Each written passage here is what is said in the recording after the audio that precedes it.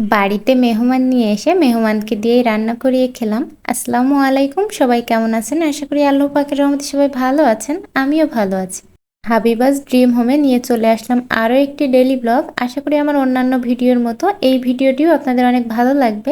যেহেতু আমার কাকা কাকি আমার বাসায় এসছে, এজন্য কাকা কাকির জন্য নিজের হাতে রান্না করছি, পাশাপাশি কাকিকে দিয়েও রান্না করাচ্ছি।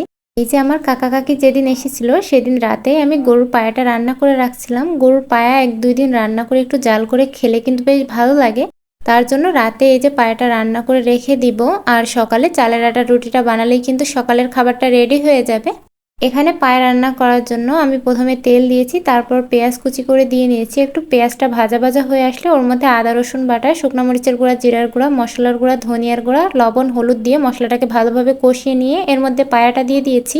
পাশের চুলায় আমার কাকি তো মাছ ঝোল করে নিচ্ছিল। মা মেয়েতে মিলে এই যে রান্না বান্না করে নিচ্ছিলাম। এত গরম লাগছিল রান্না করতে, যে কাকি তো বলছে তোমার রান্না করতে হবে না, আমি রান্না করছি।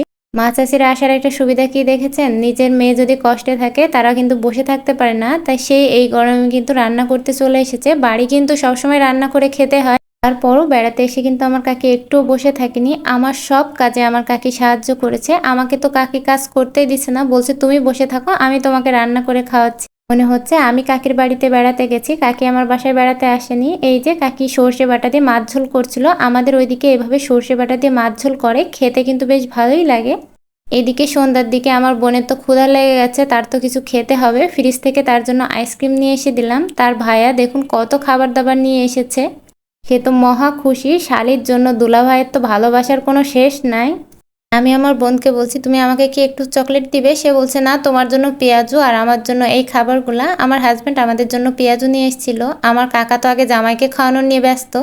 এই যে পরের দিন সকালে আমি আর কাকি রুটি বানাতে বসে গেছি। মা মেয়েতে মিলে এই যে রুটিগুলো বানিয়ে নিচ্ছিলাম, দুজন মিলে কাজ করছিলাম। আমার কিন্তু একটুও কষ্ট হচ্ছিল না, আমার থেকে আমার কাকি সব কাজগুলো বেশি করছিল।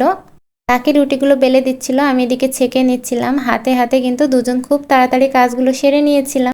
সকালে অবশ্য চা নাস্তা রেডি করে দিয়েছিলাম। এদিকে সকালে ঘুম থেকে উঠেই তো বোনের মেকআপ করা শুরু হয়ে গেছে, সে তো মেকআপ ম্যান হয়ে গেছে। এখানে যে পায়া রান্নাটা কিন্তু হয়ে গেছে, এবার এগুলোকে আমরা খাবারের জন্য রেডি করে নিচ্ছিলাম। কালারটা দেখে বুঝতে পারছেন খাবারটা কেমন হতে পারে। সকালের খাবারটা যদি এরকম গরুর পায়া আর চালের আটার রুটি হয় কেমন হবে বলুন তো। রান্নাবান্না শেষ করে প্রথমেই তো আমার হাজব্যান্ড, আমার বোন আর আমার কাকাকে খেতে দিয়েছিলাম। তারা তিনজন কিন্তু বেশ মজা করে খাচ্ছিল। আমার ডেলি ব্লগ নিয়ে নেক্সট ভিডিও চলে আসবো। আল্লাহ হাফেজ।